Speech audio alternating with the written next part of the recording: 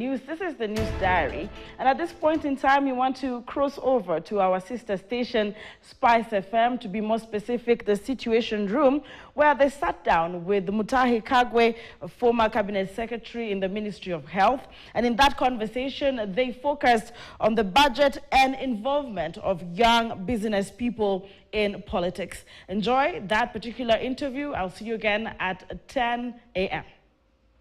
With former Cabinet Secretary in the Ministry of Health, Mutahi Kagwe, continues this morning, and we're having conversations about, okay, what's your end game? I think it's interesting that you brought that up. What's your end game? And looking at how you practice that within communication and information that you share with people to the present day conversations that are happening around government and how Kenyans ought to be involved in all of this. Is it possible to have a government operating, listening to its people, and bringing them in on issues of policy, data, information? Is it possible to involve everybody? Because they say, you know what, if everything that we need to do as government is brought to the people and discussed, we're never going to get anything done because everybody's going to have their opinions. That's one argument that is given. May not make sense, but it comes across. Well, you know, first of all, let's differentiate between listening and hearing because they are two different things. And I think that a lot of times people are not actually listening, all right? They're just hearing things. You know, they're out there and they have gone out there not with the intention. Our constitution mandates us to listen to the people, and public hearings are part of the process of lawmaking in this country. But you have to make public hearings meaningful. And there are two sides to that. The citizens themselves have got to make public hearings meaningful so that when you go to make a presentation, you go to make a serious presentation, a well thought out presentation. On the flip side of it is that the committees and the committees of parliament are the ones that are responsible for public hearings.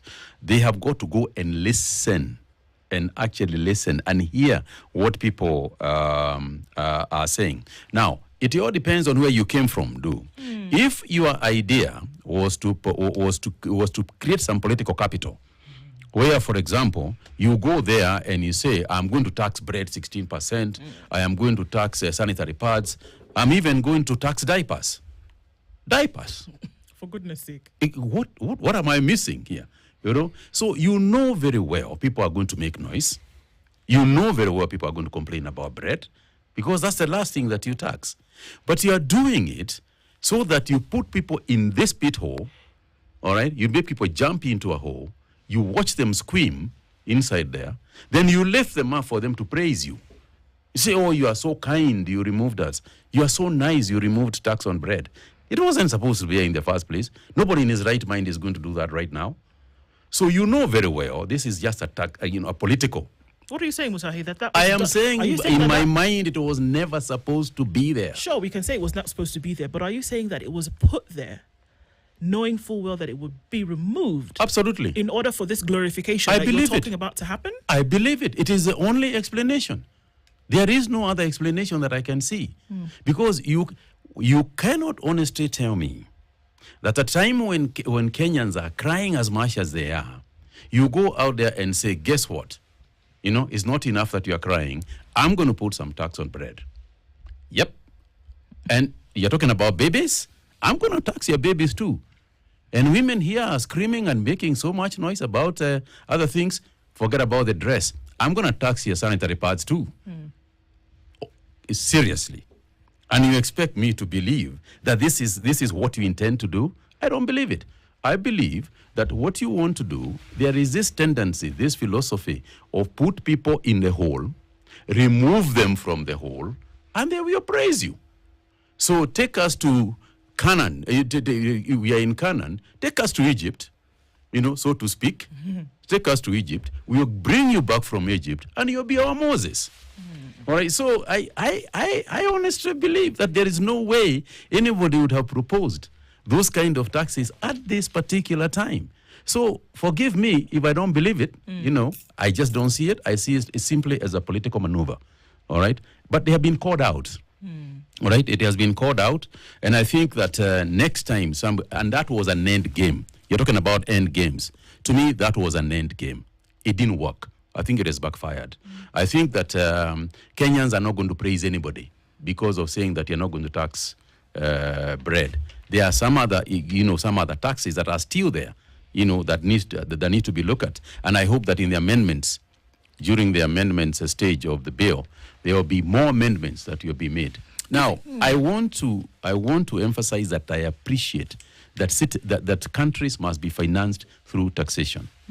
But it is important for us to ask ourselves, we are taxing to end where?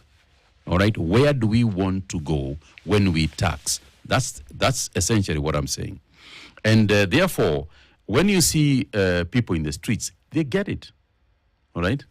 Not to paraphrase. They don't get it? They don't get it. I think they get it. Yeah. I think they get it very well and very clearly. And therefore, I think that the generations that we have, the Kenyan of today, is not a person who can be fooled easily. They can see right through your machinations. Do you think things are changing? So are they different in character that you then cannot continue to deliver government? And I say deliver government deliberately. One of the things that you said that stuck in my mind for a very long time is if you treat this thing normally, it'll then come and treat us abnormally later. That's interesting because you came up with so many things that we can use today. And that, in that instance, you were talking about COVID. But here we are and we're saying, if you take the way the country has presented itself, whereby you have a now woke generation of people who are saying, you know what, we're not just going to take this line down. You have people who've been supporting the cause before who say, no, it cannot continue like this. It has to shift. Do you think that the character of the situation has changed to the point whereby any forward-thinking, leaning government has to take these changes into consideration? Otherwise, it'll turn on its head. Absolutely. I couldn't agree. You have put it as best as anybody would. You see, every generation is different from the previous one, from the previous generation. And what we are seeing today is a generation that is extremely exposed.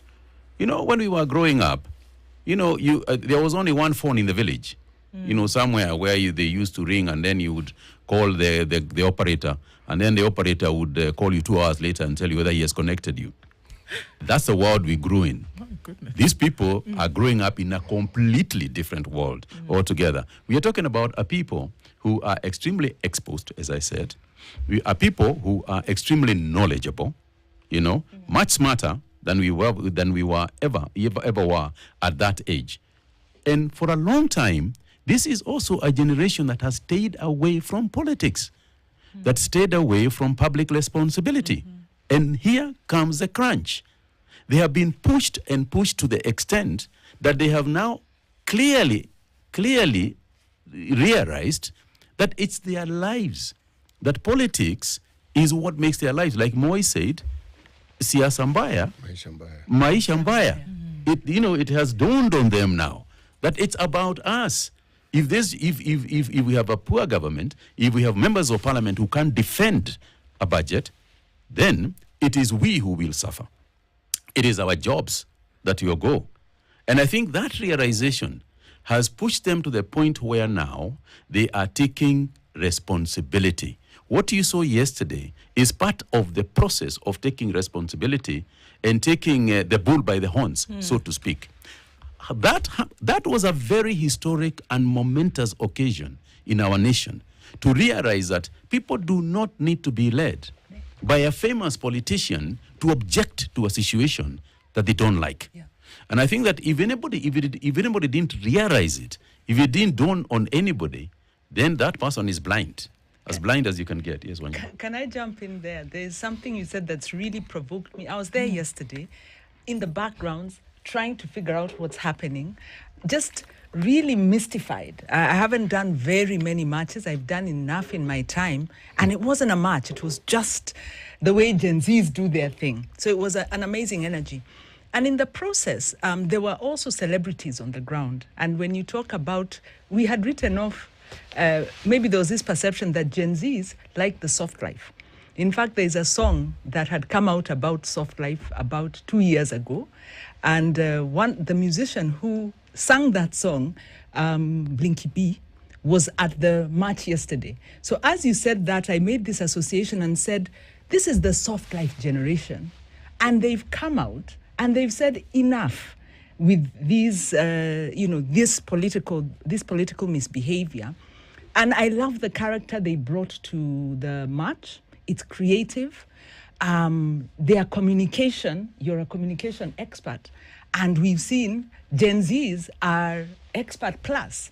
They are explaining the finance bill in 3 short minutes so that anyone can understand. And I was watching the news yesterday, and the commentary from around the country by ordinary Kenyans was so clear on what they want, what they expect, what is wrong. But to the question that Ndu is asking, I think the revolution, because it's a revolution, it's a transformation. It's a social transformation, it's a revolution, one way or the other, because we are moving from one paradigm, one political paradigm to another. This is a political-centric, this is a citizen-centric, is happening. But there are some barriers, and you were talking about jobs. What needs to happen? Because as I was sitting there, I was saying, okay, the youth are ready. I think these youth are ready. What are they ready for? And what support do they get so that they can sustain this? Because they are saying, I think they are ready to take the political, to enter the political space, to make political decisions. Would you therefore say that that's where the real revolution has taken place? Because this was a generation that had shown zero interest in politics. And then suddenly now, not taking interest, they are taking center stage.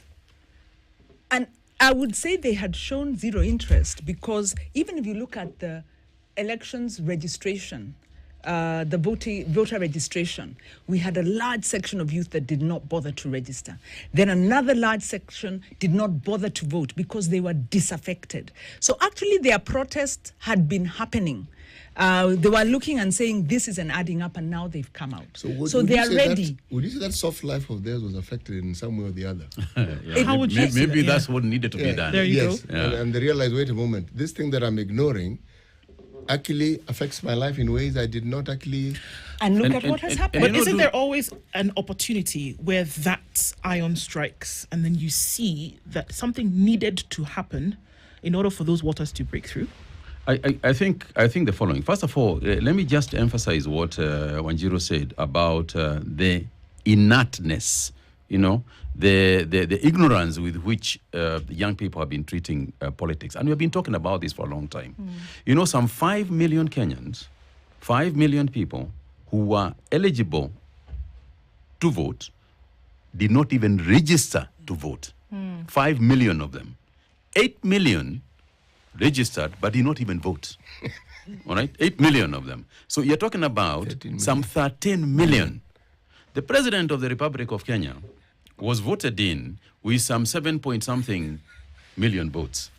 That tells you that the non-registered and non-voting people are enough to choose a president themselves. That's a political agenda. That's the biggest of the lot. What you say is an interesting perspective because we've had it happening before at the dawn of multipartyism, where you would find we didn't have these laws of 50+1. The president of the day wins with less than 40% of the votes.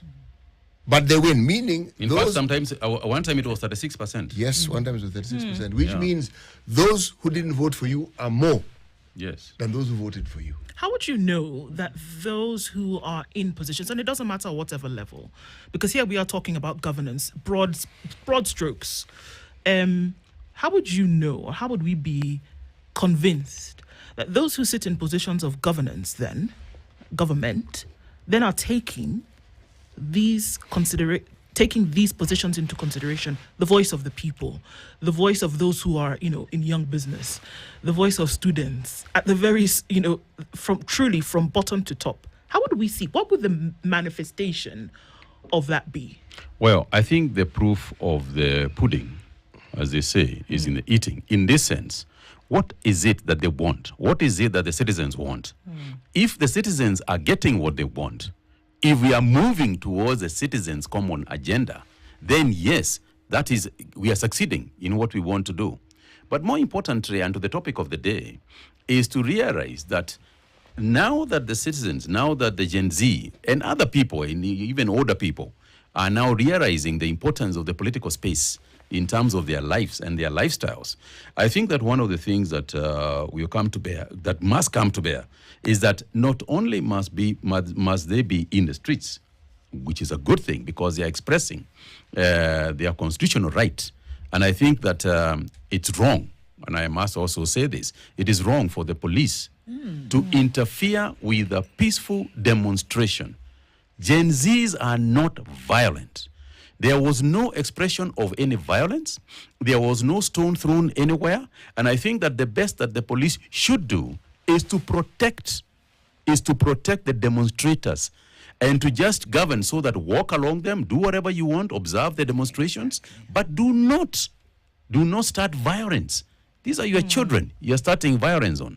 So I would say, to a large extent, it's not all the policemen, by the way, who are violent. Sure. Because if all the police were violent, then it would have been a melee, a violent melee out there. But I think that those who are violent, and we watch them on TV, should not have done that.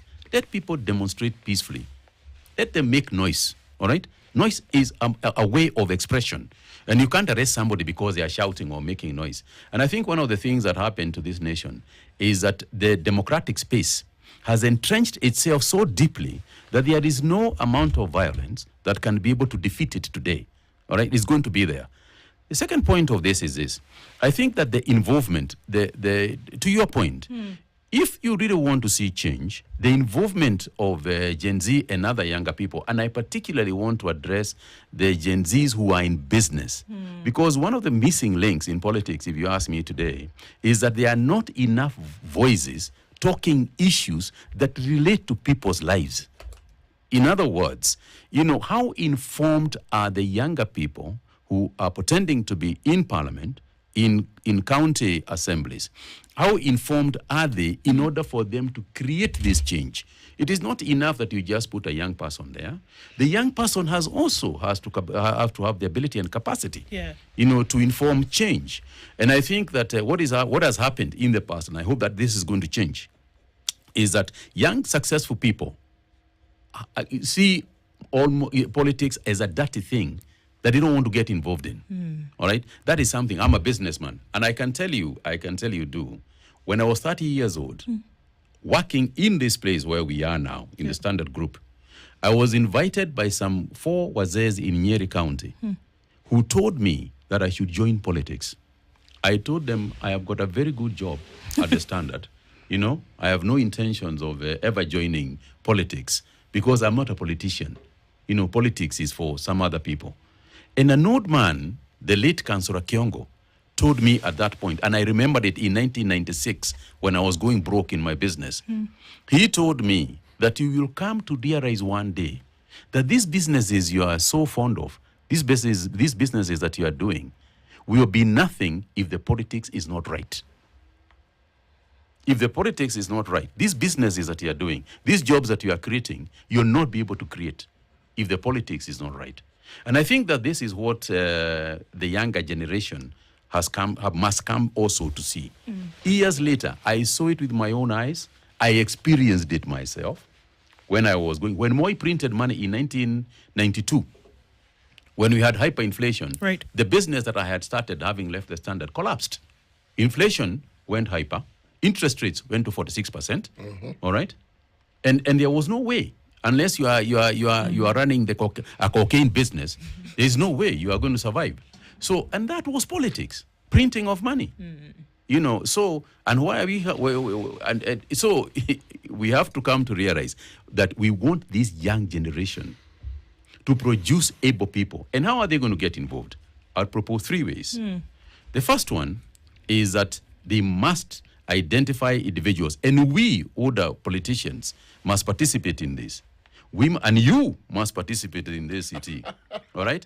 Older politicians. You people who are not politicians must also come to the table and say, I know that this young lady called Wanjiru can do it, all right?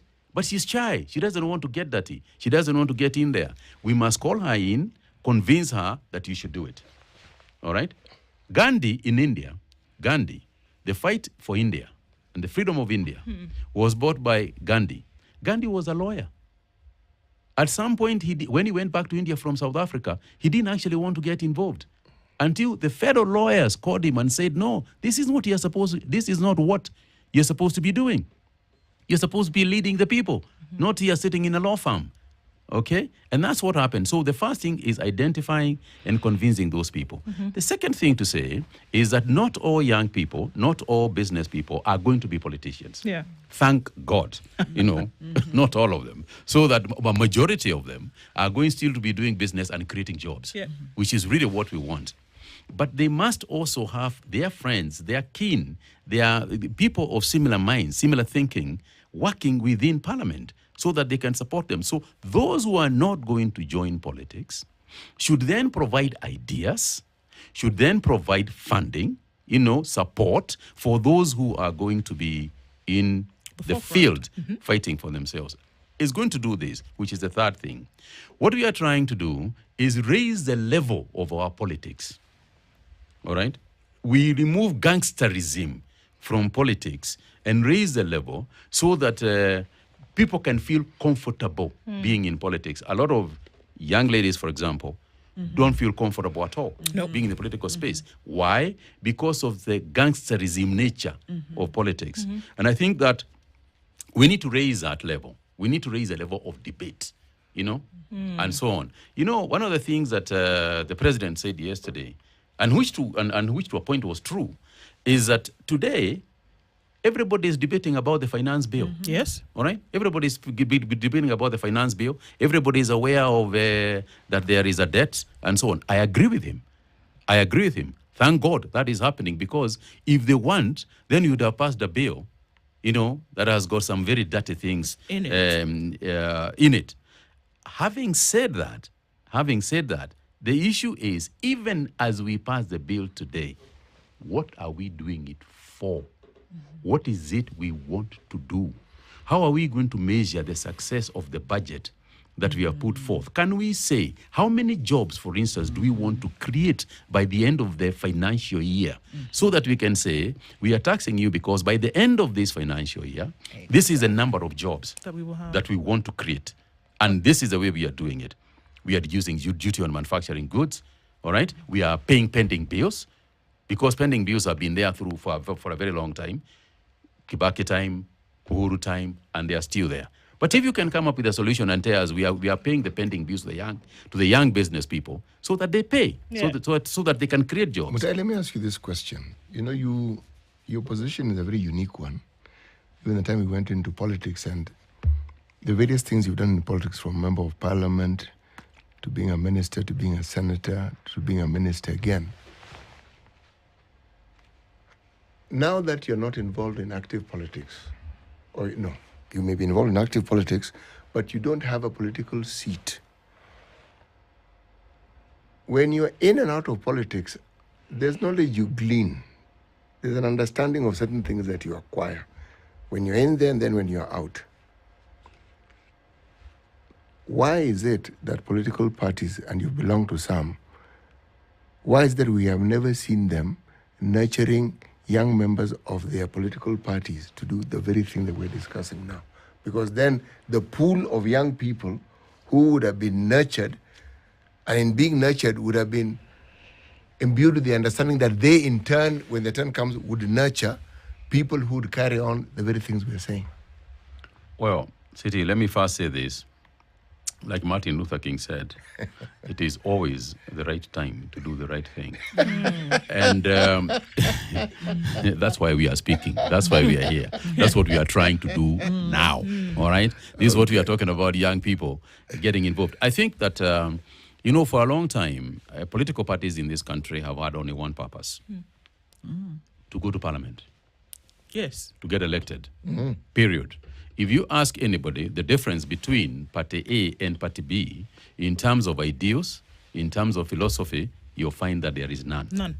The only different thing I remember is way back in 1997, when the Social Democratic Party, wanted to take space in this country. And we did run a campaign in 97 that had some members of parliament. It was a good campaign. With a very clear agenda. Philosophical. Objective, with clear policies about the stuff that we wanted to do in this country. All right? And unfortunately, for whatever reason, at the time, the party did not grow, the way it was supposed to grow. And I think that if you look at other countries, if you look, for example, just south of us, to Tanzania, the Chama cha Mapinduzi has been there for a very long time. I think KANU would have done it. I think KANU would have been the party that people stuck to had they moved with the times. The problem is that they let a generation go and continued. And then they